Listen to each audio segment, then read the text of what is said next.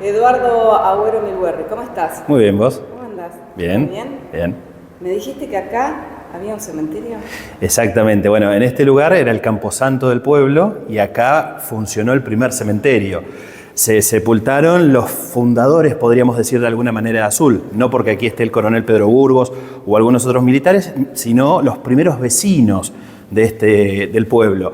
Era la iglesia, una iglesia rancho que siempre estuvo en la misma ubicación. Desde 1832, la iglesia siempre estuvo en este sitio. El templo actual es el cuarto templo que hay.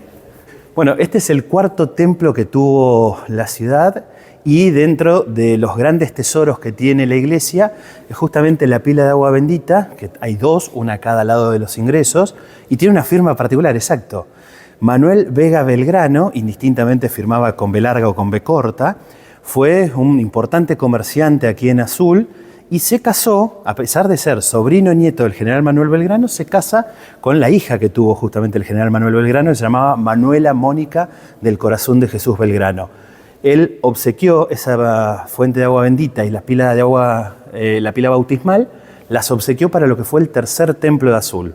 ¿Entre qué año era? Entre 1866 y 1899, Azul tuvo una iglesia un poco más pequeña que esta, pero totalmente distinta, con esas piezas. Hay algunas imágenes y de hecho en el Museo López Claro hay una obra que se llama Día de Votación, que la pintó Alberto López Claro, justamente porque se votaba en el atrio de la iglesia y se ve el edificio como era en aquella época. Después llega la catedral.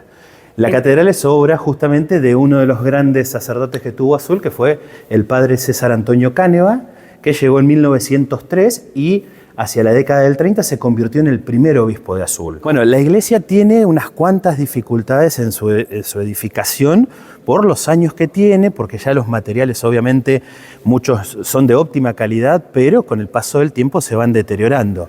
La construcción, como te decía, demandó casi 40 años hasta que se terminó. ¿Acá se inundó?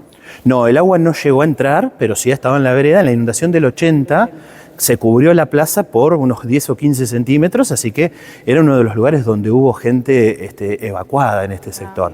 No era, o sea, no llegó a entrar el agua, pero indudablemente todo afecta a los cimientos y demás. Aquí tenemos la pila bautismal, la famosa, que dice Manuel Vega Belgrano y tiene el año de donación, ¿sí? Que es 1863. Es algo invaluable todo esto. Es un tesoro indudablemente por la firma, ¿sí? No por el material, porque eso es algo para destacar también. Uno dice, bueno, correría riesgo de que la roben, pero no, en realidad lo importante, lo valioso es quién la obsequió. Bueno, el altar que estamos viendo es justamente el de Nuestra Señora del Carmen. Fue donado por Pablo Acosta y Carmen Leluar de Acosta, su esposa, justamente como imagen principal con Nuestra Señora del Carmen, Santa Teresa y Santa Teresita, que lucen las tres las vestimentas de la congregación. Colocados los altares, ¿fueron por algo en particular? A ver, en los 5 altares que tuvo la iglesia se puede celebrar la misa, ¿sí? Por eso tienen todos sagrario y justamente el altar que es la mesa. La misa antiguamente se celebraba de espalda a la feligresía, entonces quedaba perfectamente la mesa, ves que tiene una sola cara. ¿Sí? Entonces el sacerdote podía celebrar la misa en este altar, tenía sagrario, estaba completo. ¿Se celebró acá? Algunas veces sí, sobre todo las celebraciones especiales de Nuestra Señora del Carmen. Una curiosidad de este altar, la imagen de Nuestra Señora del Carmen no es la original. La original está en la Capilla del Carmen. ¿Motivo? La llevaron para allá cuando se estaba haciendo la iglesia, entonces la capilla, llevaron la imagen y nunca más la trajeron. Quedó. Y después una vecina donó justamente la imagen actual. El altar que sigue es el de San Antonio de Padua. Todo el mundo lo identifica rápidamente con el de Nuestra Señora de Luján. La imagen fue agregada posteriormente por el padre Cáneva. Esta imagen es réplica exacta de la que está en la Basílica de Luján. Más allá de que ya sus vestimentas no coinciden con la de Luján, que se cambia todos los años, esta imagen fue traída en los años 40, en 1945, porque Cáneva era muy devoto de la Virgen del Carmen, de la Virgen de Luján, perdón. ¿Por qué? Porque justamente cuando él vino en 1903, todo lo que trajo fue su valija con ropa y una imagen de Nuestra Señora de Luján. Esa imagen la puso durante mucho tiempo en este altar, pero cuando trajo esta, se llevó su imagen y decidió que esa imagen lo custodiara por el resto de la eternidad. El primero que arranca donándose es el altar mayor, que es de 1920, que lo donó Mercedes Castellanos de Anchorena. Pero en el 20 todavía no estaba inaugurado, sí. Ya estaba inaugurada, pero esto es lo que te decía. Cuando se la inaugura la iglesia, se la inaugura con lo básico. De hecho, estaban todavía trabajando los albañiles y todas las ventanas, todos los vitrales, estaban todos tapados. Lo que quería Cáneva era incentivar a la gente a que siguiera donando. Y así se hizo. El primero que se colocó, el primer vitrón que se colocó, es el único que tiene el año y no tiene apellido, que es el de Santa Matilde. Pará que no lo vi. Santa Matilde. Santa Matilde, que es de 1906. Fue el primero que se colocó y que no tiene donante. Cuando esto le da la luz a pleno, es una celebración hermosísima de los Juegos de Luces. Sagrado Corazón de María y Sagrado Corazón de Jesús fueron donados por dos congregaciones que había en nuestra ciudad. Se juntaron muchas personas y lograron donar justamente esto. Hay muchos casos que obviamente los santos corresponden de alguna manera al jefe de familia o a la mujer, a la madre de familia. Es tanto ¿sí? lo que sabes, Eduardo, es tanto que tirás tanta información que a veces cuesta seguir. Procesar todo. Procesar y que te quede registrada. Bueno, es una belleza. Es una cosa imposible de definir de otra manera. Esto más allá del valor religioso de una cuestión de fe, artísticamente es una preciosura. Es una pieza que donó Mercedes Castellanos de Anchorena, que no llegó a verla concluida, porque ella falleció justamente el 9 de julio de 1920. Ese año le anuncia a Cáneva que iba a donar el altar mayor, ¿sí? Y lo dona, pero la que finalmente está al momento de la inauguración de esta hermosura es su nieta, ¿sí? Que fue la que participó de la celebración de la bendición y demás. Esto está todo armado parte por parte. Esto es como un gran rompecabezas. Nosotros no las vemos porque después, con el tiempo, se fueron obviamente borrando, pero todas las piezas tienen una letra y un número que son la ubicación. Bueno, el altar tiene, la imagen principal es Nuestra Señora del Rosario, que es una imagen del año 1863, la trajo el padre Eduardo Martini, un italiano que cuando vuelve a su patria, temporalmente de visita, trae la imagen de Nuestra Señora del Rosario. Obviamente esta imagen estuvo en el tercer templo, ¿sí? Después vino para este, que es el cuarto. Es una imagen de madera maciza, ¿sí? Es madera y tiene detalles en yesería, que es lo que hace que el manto y demás parezca tela prácticamente. Exacto. ¿Sí? Y da la sensación. Bueno, después tiene una corona que se fue incorporada años después. Por debajo está la imagen del Sagrado Corazón de Jesús, una advocación bastante común en la época del Sagrado Corazón, viste recién los dos vitrales que estuvimos mirando. A la izquierda tenemos a San José, también un santo muy considerado, sobre todo finales del siglo XIX y comienzos del XX. Y a la derecha está el patrono de azul, que es San Serapio Mártir. San Serapio Mártir se lo suele representar con su túnica mercedaria, con ese color beige, o a veces se lo suele representar también crucificado. ¿Y qué se sabe de él? Bueno, es un santo que en realidad la advocación se puso cuando se inició el fuerte y se lo puso bajo la protección de San Serapio Mártir. No se sabe exactamente cuál de los primeros 3 curas que tuvo el pueblo fue el responsable de esa advocación. El fuerte originalmente se llamó Fuerte del Arroyo Azul y se le incorporó esto de San Serapio Mártir. Y en el centro está la imagen de Cristo, que tiene la particularidad de tener sobre... ¿Es madera? Tiene parte detallado en madera y demás, pero la particularidad es que donde habitualmente nosotros leemos el INRI, las iniciales, Jesús de Nazaret, Rey de los Judíos, allí está en 3 idiomas, lo que denota indudablemente la antigüedad. Después del Concilio Vaticano II, se deja de utilizar como tal este altar y se construye el altar que se utiliza hoy por hoy. También se elimina lo que estaba aquí, que era una baranda comulgatoria, era toda una pieza de mármol donde los fieles venían, se arrodillaban y comulgaban. Más separado, digamos. Más separado.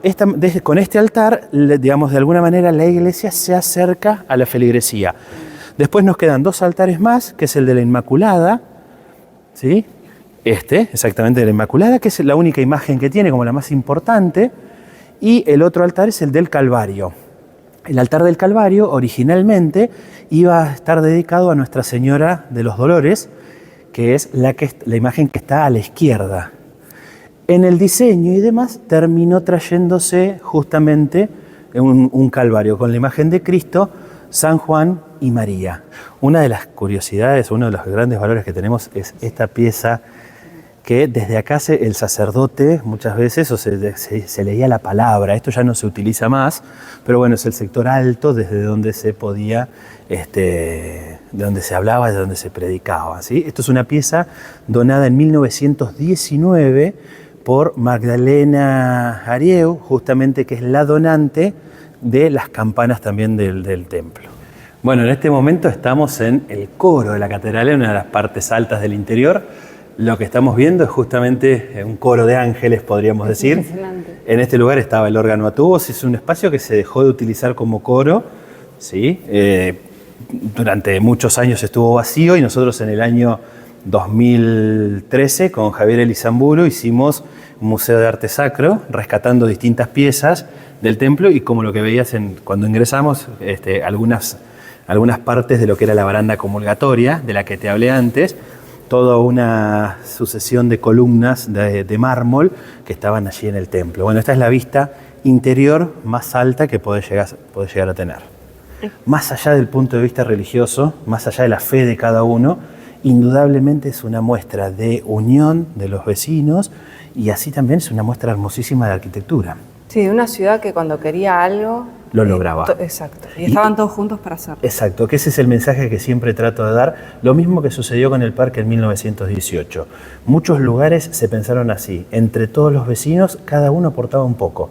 Algunos podían y aportaban plata, aportaban, como hizo Mercedes Castellano en Chorena, semejante altar. Exacto. Y otros aportaban fuerza de trabajo. Venían y paleaban arena. Cada uno desde su lugar, desde su espacio. quería Exacto. un azul Distinto. ¿Ves? Son 3 campanas con 3 tamaños distintos: Magdalena, Dominga y Juana.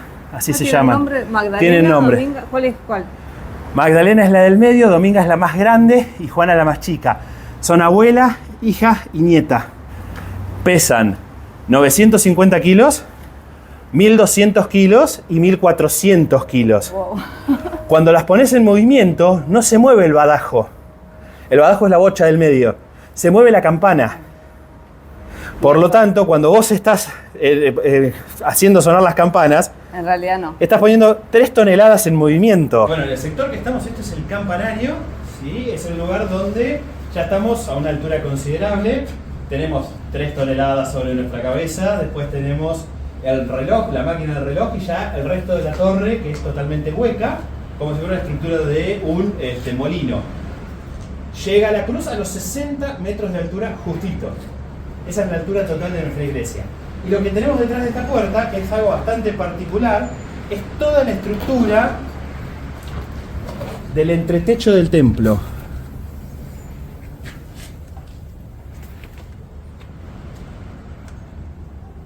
Bueno, esta es una de las partes más altas que se puede llegar por dentro, seguros, tranquilos. Tranquilo. ¿Sí? Que tiene más de 100 años. Más de 100 años y es una verdadera joya. ¿Sí? Obviamente que la estructura interna no está pensada para recorrerla como si fuera, no sé, un museo habitualmente. No pensaban en ese tipo de cuestiones. Contame, Eduardo. Bueno, Sí. nosotros en el año 2022 con Elma Iglesias editamos el trabajo que hiciera su hermana Norma Iglesias, justamente con toda la historia de la catedral. Y está la historia, te diría, centímetro a centímetro de todo el templo. Fue declarado de interés municipal. Declarado de interés municipal por parte del Consejo Deliberante y es Excelente. una Para quien verdadera quiere joya. conocer más, o te va a buscar a vos, Exacto. o te va a buscar a vos y al libro. Exacto.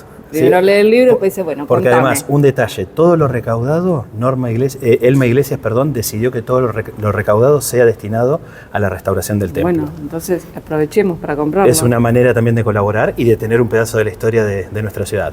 Eduardo, terminamos la historia esta y nos encontramos la próxima en otra. Sí. Si Dios quiere. No sabemos en cuál todavía. Que Si sugiera. Dios quiere.